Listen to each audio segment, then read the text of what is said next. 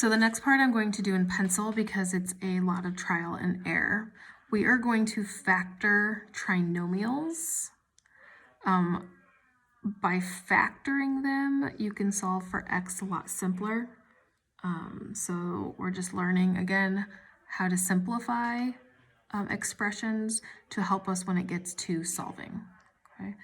So the first thing we're going to do is we're going to look for two factors that multiply together to get the C, but add together to get the B. So you will see right here.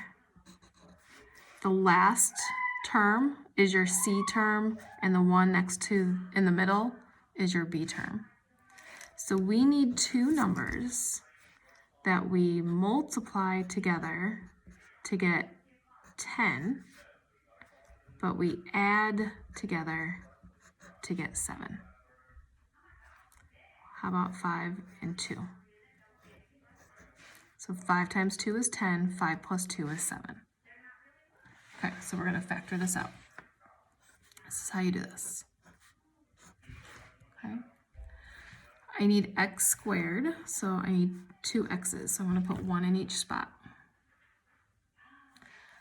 I need two numbers that you multiply together to get 10, which is 5 and 2, that also add together to give you 7. Now, since this is all positive, this is going to be positive. Now, this is your final answer, but I'm going to show you why this works. If I were to reverse this and do the FOIL method, and the FOIL method is where you do the first, outer, inner, last, I need to end up with that.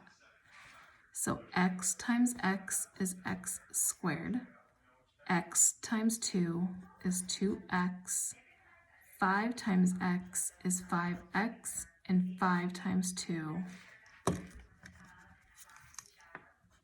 is 10. You add those two together, you get your 7x in the middle. So we took this trinomial and we factored it out, but if I were to solve this, it would take me back to where I started. Okay, so by factoring this out, you're actually separating your x's out, which will make it easier to solve for x in the future. It's not as easy to solve for x when it has an exponent attached to it. It's easier when the x's are by themselves. So that's the purpose of this, just to separate these out so you can get the x's by themselves.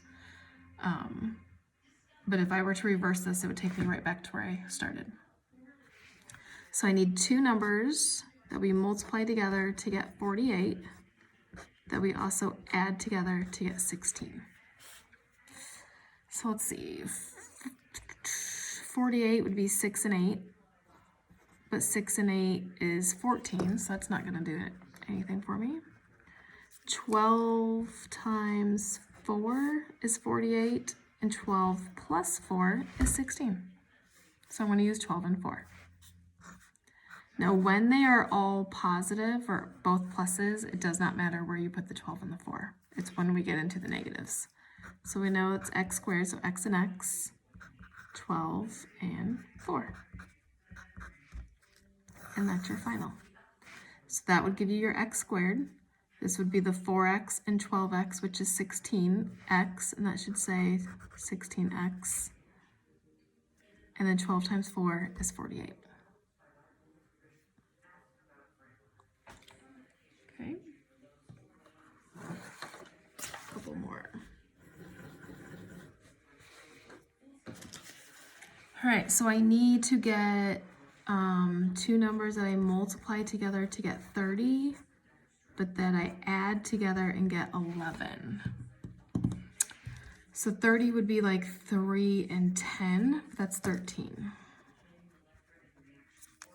Okay, how about 6 and 5? 6 times 5 is 30. 6 plus 5 is 11, but I actually need a negative 11. Well, negative 6 plus negative 5 is negative 11. Is negative 6 times negative 5 positive 30? Yes, it is. So we need these to both be negatives. So I have x and x, negative 6, negative 5.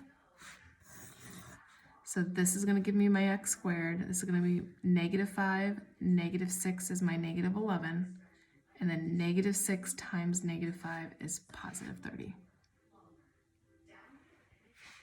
Okay, so I need something times something is 45, and something plus something is -18. So 45 would be 9 and 5, but 9 and 5 is 14.